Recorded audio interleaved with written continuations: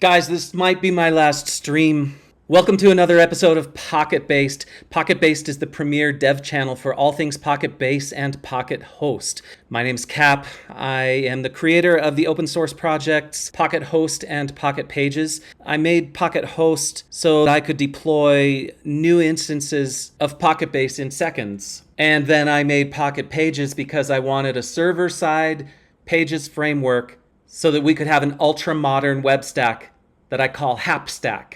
HAP, HTMX, Alpine.js, and PocketPages. So those are two big open source projects that I work on. We're also working on a real-time game, a PocketBase, PocketHost, PocketPages powered game named Kingdom.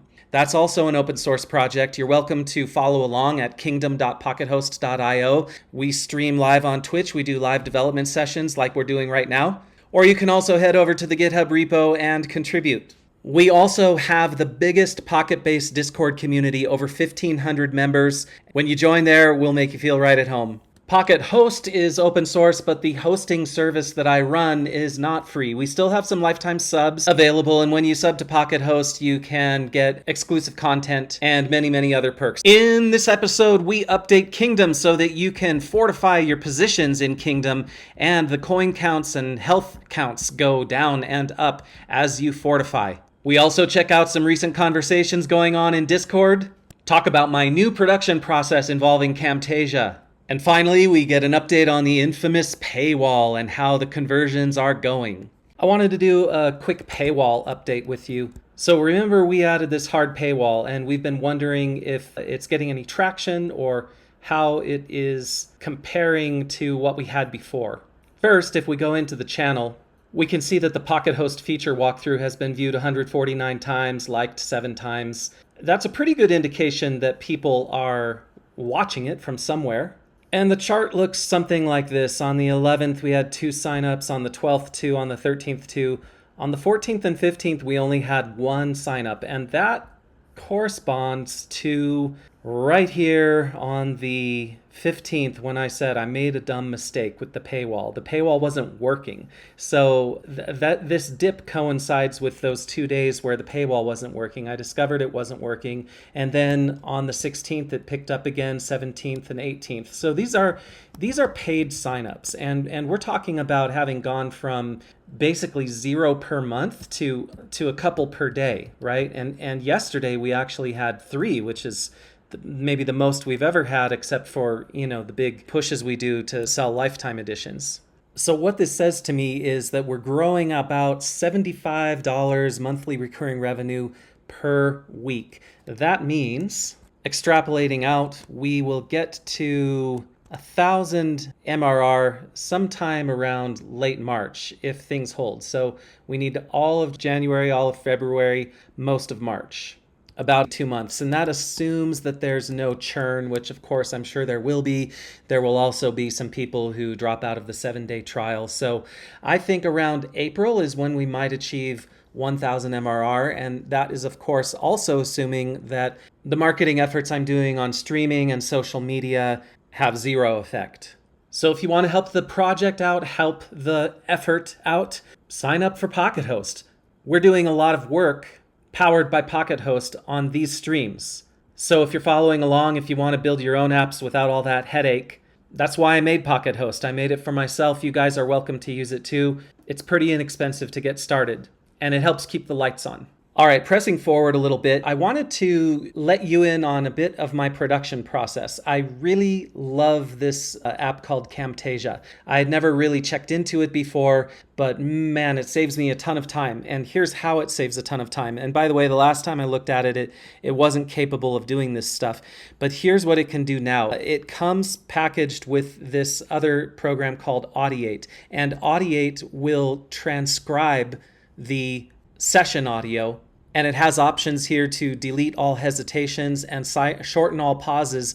You can shorten all the pauses. Anything greater than a quarter-second pause can be shortened down to just a quarter-second pause. So if you watch this live stream, you'll see how many gaps of silence I have, and it automatically takes this out of there. And then I can also highlight parts that I think are not relevant for the uploaded version of the episode, and I can strike that and it will automatically strike it from here. If you zoom in real far, you can see all these little stitch points happening.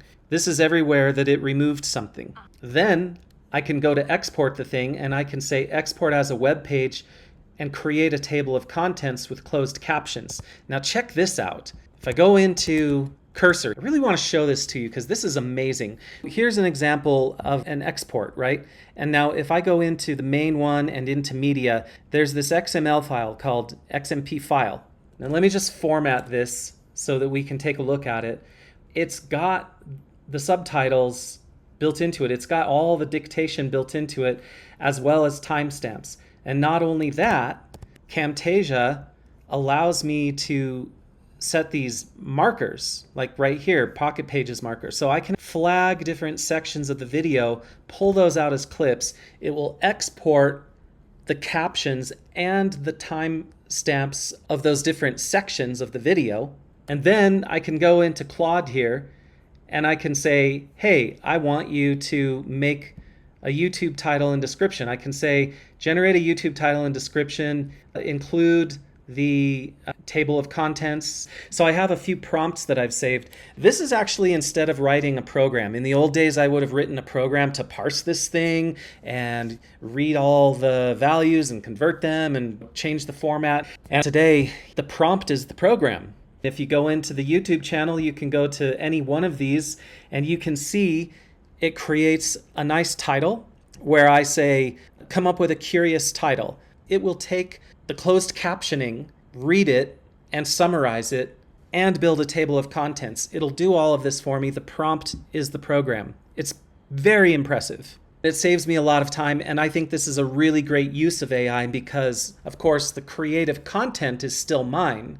But by collaborating with AI, I can eliminate what's an arduous task for a human to what's a simple task for a friendly helper.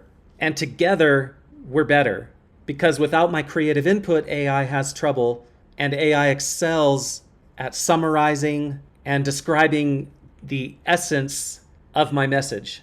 If you haven't been on Discord lately, I encourage you to go join the community. Earlier today, I had a great conversation with Bandroid. See what he's got here in this genre column? It's a one-to-many relationship. He's got more than one tag stored as relationships. And he wanted to know how to build a query that would find the intersection of the given list of tags. So for example, if somebody selected the drama tag and the romance tag, it would only show records that contained both drama and romance. So just like MezBlue, I misunderstood as well. I thought he was trying to search for or, but he says using or is not my goal. He wants both. So he's trying an and here, but of course, because of the way the SQL query is built, this will always be false. Searching for genre equals one ID and the same genre field equals a different ID will always be false. So the solution, of course, is to pull the IDs for all the tags in question and then do a second query to make sure all those tags are present through the related records. It's actually quite a complex query to express in PocketBase.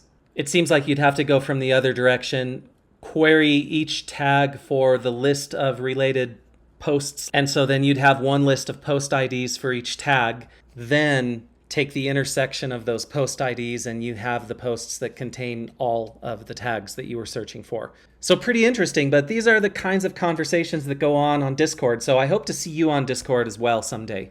But the real focus here is our game called Kingdom. Here we are in Kingdom, and I can see that some of you are playtesting it because I did not put these here, and this is about the third or fourth time that I've reset the grid. So I know that some of you are going out there and interacting with it. That's really cool. See, I just refreshed, and now look, somebody else filled up the grid. So let's clear out the grid here.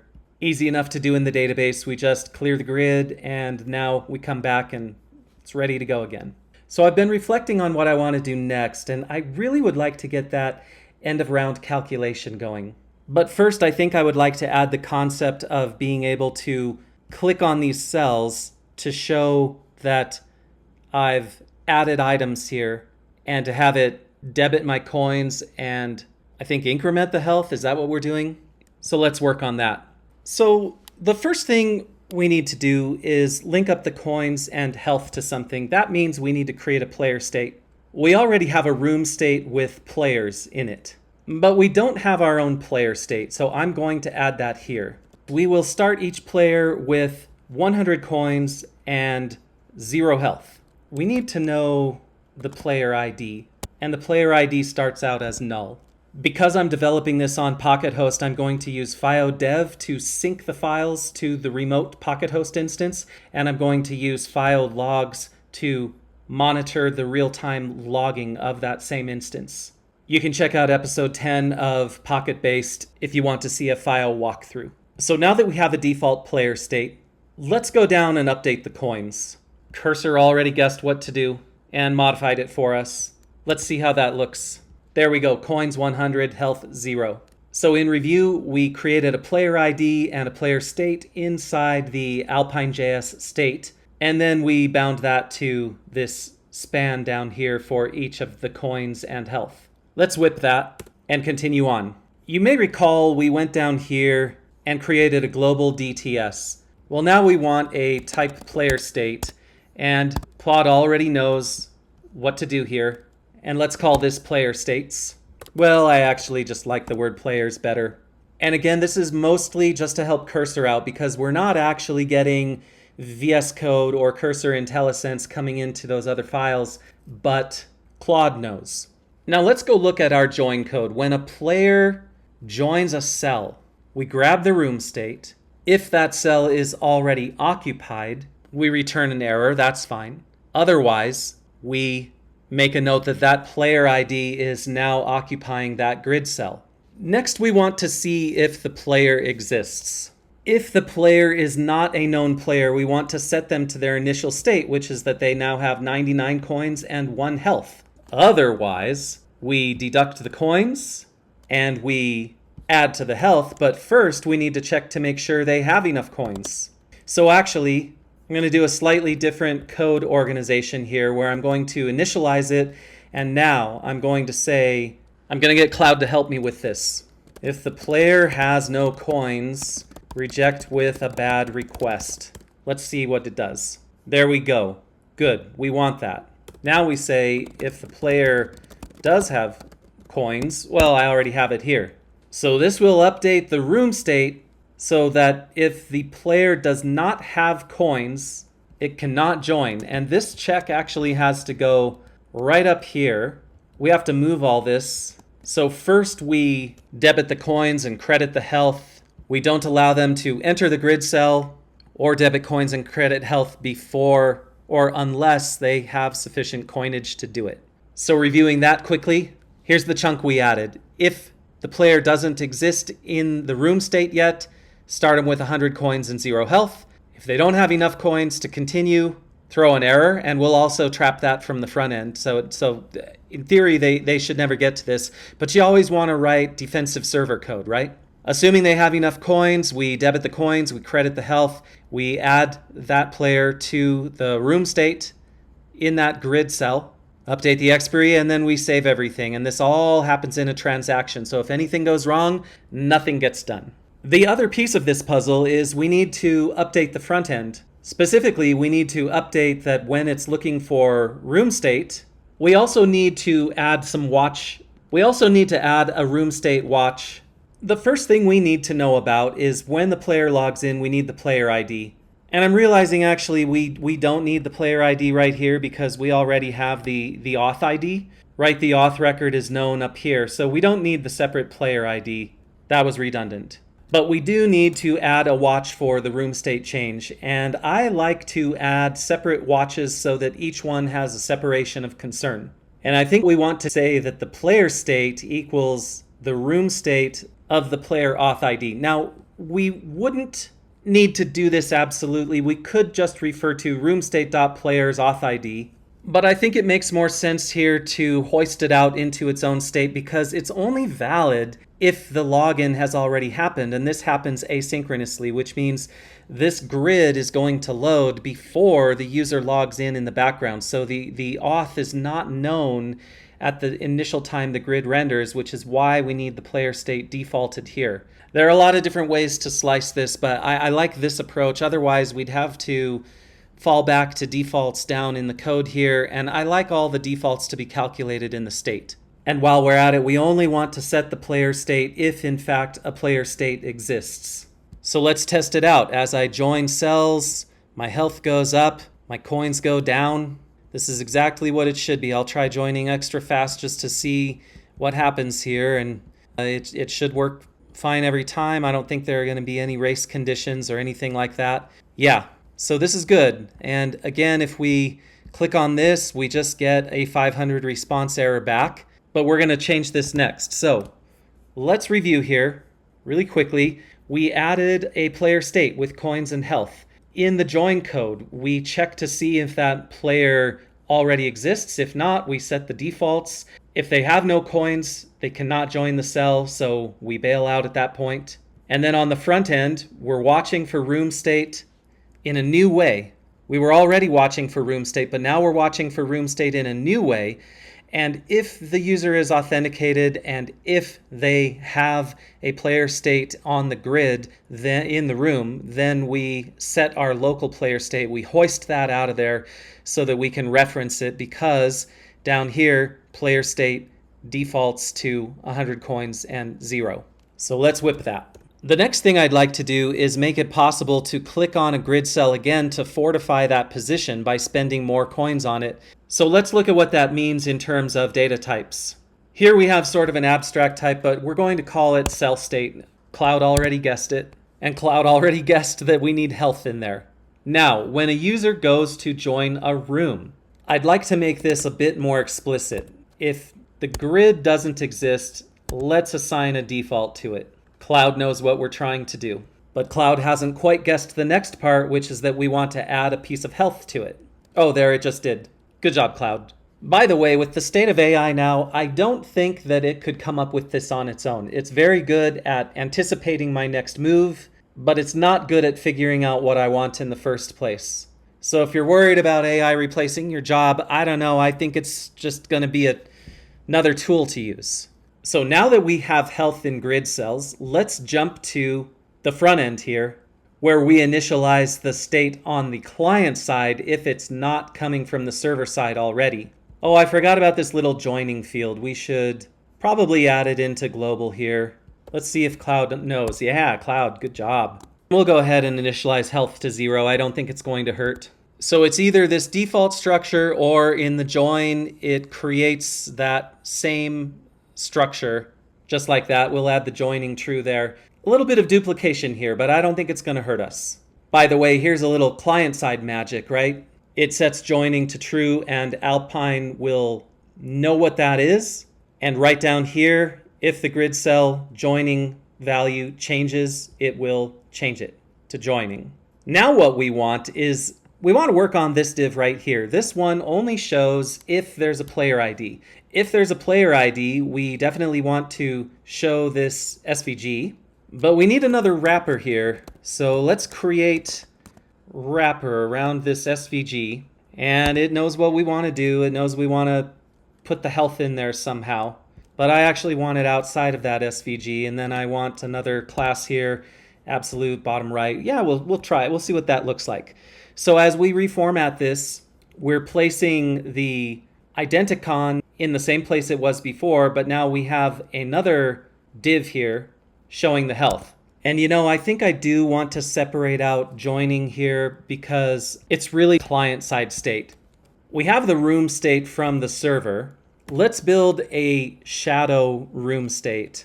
Let's call it client room state, and we'll add it here too. So a client room state has a grid with a cell state, but also a joining Boolean. That's all we need for client room state right now. So we'll initialize it like that. And now, instead of this get cell, we need a new function called get client cell. This is going to just have that joining status. Now down here, we change this to get client cell, and then we change it back later. And I think that will set us up. So let's reset the room state one more time. And now when we join, that joining notice goes away. Now I can see that the health number in this div is not really visible. I'll go back in here and add the tailwind. There we go, that's about what I expected. Now let's see if we can go rounded full. Okay, that's good, but it's much too big. Let's try width 5, height 5. See how that feels. Okay, I do like that, but now I want the text a little smaller. That seems a little better. I want the background color secondary and secondary text content. That feels good for now. I also want it to come just a little up from the bottom and the edge. It looks a little odd. Okay, great. Let's see if we can add more. Yes. So we're having some count values in here now. Now what happens if I click this again? You see it tries to join again, but nothing new happens. Let's fix that. So the issue, of course, is that if the player ID, if the cell is occupied, it throws that bad request error, right? But now we want to say, if the room state grid cell's player ID does not equal the auth ID, then we throw. Well, actually, we want both. We want if there's a player ID and the player ID equals the auth, and it does not equal the auth state ID. So reviewing that again, if there is a player ID and the player ID does not equal the current authorized user, then that cell already has a player in it. We don't let them through. Otherwise, we proceed with everything. Let's see if this works. I don't even have to refresh the browser to see if it works. Yes, it does. You see that? Now we can spend our coins fortifying our position here, just like this. Beautiful, beautiful. This is how you're going to defend your position in this game. Oh, it looks like we hit some auto cancellation. I think what we need to do is come up with some kind of unique ID. And this is how we'll do it. We'll start ID base at 0 and we'll just keep incrementing it. So this, I imagine, will take care of the auto cancellations. Okay, and all we're looking for here is to try our best to overwhelm it. And I'm not seeing any of those auto cancellations happen anymore, so that's good. Did I just see one happen? Oh, 429, too many requests. Yeah, good. So auto cancellation is not a problem anymore. So reviewing our changes once again, we're decoupling player state from the room state. We've added this get client cell, client room state, a unique ID in here for request cancellation, and all of that was in service of displaying the health. But now we have a problem in our join controller where we've introduced some kind of error. I figured out the little bug in PocketPages. If you return an object from an EJS template, EJS render file here was returning an object for content, and we were only expecting strings. So I just added a little fix here. If it's not a string, I stringify it, because then later on in the middleware handler, it does the JSON check right here and returns and bypasses the layouts. So that was a little bug that we never actually saw because I had never tried to return an object from EJS before. But it's good to know because it means that, in fact, right in here in all of these API methods like join, I can just return room state instead of echoing it. Same here. Instead of echoing, I can just return, and that's quite a bit clearer. The other error that was happening was we were returning bad request error up here, and in some cases, EJS attempts to modify it. But some error objects are sealed and cannot be modified. So I had to go way down into EJS here and wrap this little bit in a try catch where it was trying to assign to these member variables of the error object inside rethrow, and that was not happening, but only for bad request error, not for just regular error. So something special about the PocketBase bad request error makes it read-only. So now that we're back on track here, let's see what we can do. We can fortify these cells. That's working, that's working. I can hit it a bunch of times here, getting none of those errors from before. This is all feeling really good now. Yep, I can really wind this up, and I'm getting no errors whatsoever. Now right there, it's returning a 400 error because I have 0 coins and 100 health on the board. So before I fix that, let's review all of these changes that we've made. First of all, in join EJS, we've made some changes where if it's not the player who owns the cell, we throw. We've also made some changes where it decrements coins, increments health. We've made some changes where it initializes the grid cell and increments the health of the grid cell. And then, of course, this stays the same. We've reset the round expiry. We've converted some echoes to returns. And on the front end, remember we did all these changes in service of just being able to show this little number down here. So let's whip all this. If I have no coins, it's not going to let me join. When I reset the coin count, I noticed that it didn't actually change it here. If this has no value, then it simply returns. But in fact, what it should do is, if this has no value, it should set the player state to default. Okay, so let's reset. This time, I'm going to go in here and I'm going to reset this player to 100 coins. Now, there's no player on the back end, so it reset there. Now, what's nice about this is if I wanted to, and I could just give this player 888 coins, and it would instantly appear there. That's part of the value of this kind of approach. So the grid is reset, and the player is reset, and I still have 868 coins. All right, so I can go in here and join and join and join to my heart's content, and everything is happy. And finally, I'll go in and I will just reset the grid altogether and reset the players altogether. And this is where we will leave it today.